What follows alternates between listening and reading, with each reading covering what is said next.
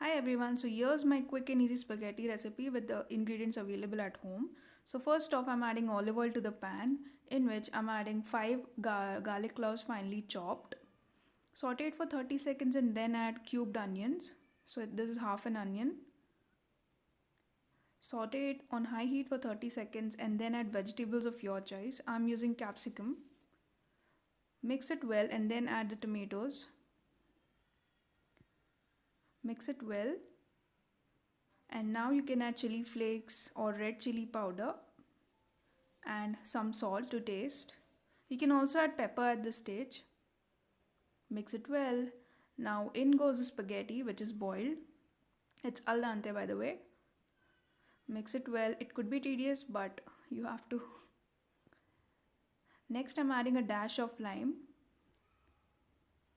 So squeeze it all over the pasta. Again mix it well and now I'm topping off with chopped coriander. Serving time.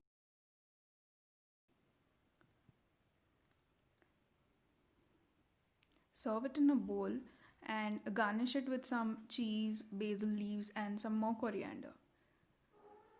Hope you like this recipe. Please give it a big thumbs up and don't forget to subscribe to my channel. Thank you.